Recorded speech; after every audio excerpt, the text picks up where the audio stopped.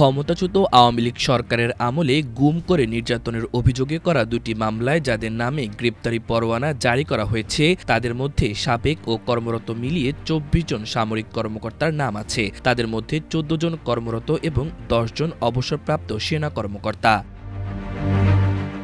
এ দুটি মামলায় সেনা কর্মকর্তাদের বাইরে অন্য আসামিদের মধ্যে রয়েছেন ক্ষমতাচ্যুত প্রধানমন্ত্রী শেখ হাসিনা, সাবেক স্বরাষ্ট্রমন্ত্রী আসাদুজ্জামান খান কামাল, পুলিশের সাবেক মহাপরিদর্শক বেনজির আহমেদ। এছাড়া র্যাবের দুজন সাবেক মহাপরিচালক আছেন। আগামী ২২শে অক্টোবরের মধ্যে অভিযুক্তদের গ্রেপ্তার করে আদালতে হাজির করার নির্দেশ দেওয়া হয়েছে। আইনজীবীরা বলছেন, ফৌজদারি ও মানবতাবিরোধী অপরাধের অভিযোগে কোনো মামলায় সামরিক বাহিনীর এত বড় সংখ্যক কর্মরত ও সাবেক কর্মকর্তার অভিযুক্ত হওয়ার ঘটনা বিরল। তবে বেসামরিক আদালতে সামরিক কর্মকর্তাদের বিচার সম্ভব। এ ধরনের নজির বাংলাদেশেই আছে।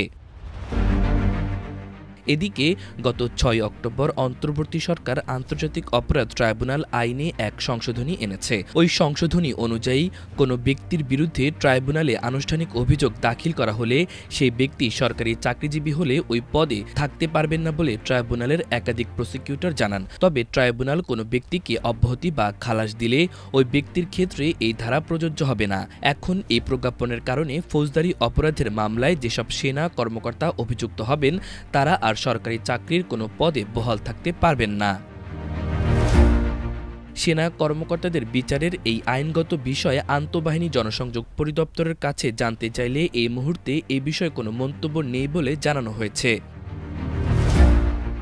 সুপ্রিম কোর্টের জ্যেষ্ঠ কয়েকজন আইনজীবী এবং সাবেক সেনা কর্মকর্তাদের সাথে কথা বলে জানা গেছে, বাংলাদেশের বিচারিক ব্যবস্থায় এই ধরনের মামলার আরও উদাহরণ আছে। তারা জানান, এর আগে ২০১৪ সালে নারায়ণগঞ্জের ৭ খুন মামলায় তৎকালীন ৩ জন সেনা কর্মকর্তা যারা র্যাবের অধীনস্থ ছিলেন তাদের বিরুদ্ধে অভিযোগ ওঠে। সেই সময় তাদের সেনাবাহিনী থেকে অবসরে পাঠানো হয়েছিল।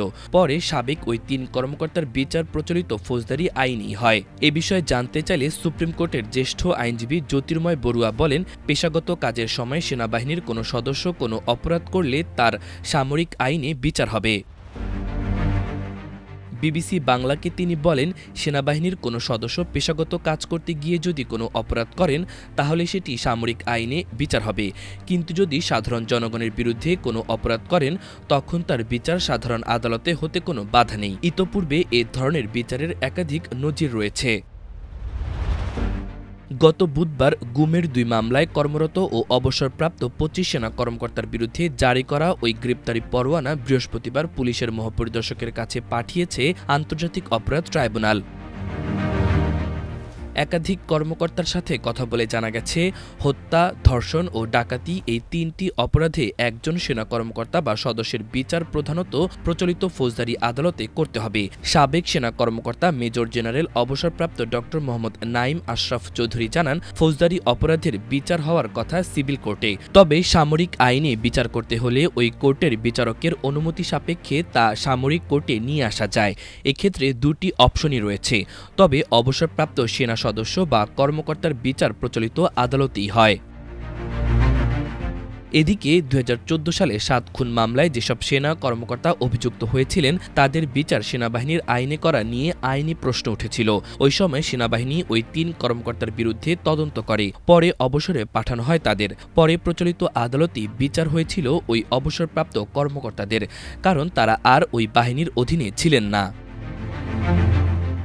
আন্তর্জাতিক অপরাধ ট্রাইব্যুনালের প্রসিকিউটর গাজী এম.এইচ. তামিমের মতে, সংবিধান ও ট্রাইব্যুনাল আইন অনুযায়ী সেনা কর্মকর্তাদের বিচার ট্রাইব্যুনালে হতে বাধা নেই। তিনি বলেন, ডিসিপ্লিনারি ফোর্সেস ব্যাখ্যা দিয়ে বলা দিয়েছে, প্রথম হলো আর্মি, তারপরে নেভি, তারপরে এয়ারফোর্সেস, পুলিশ, র্যাব, যে কোনো গোয়েন্দা সংস্থা, এভাবে ক্যাটাগরিক্যালি বলে দিয়েছে।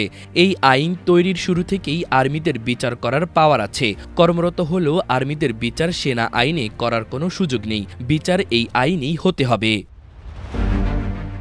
মাল্টিমিডিয়া ডেস্ক, আমার দেশ।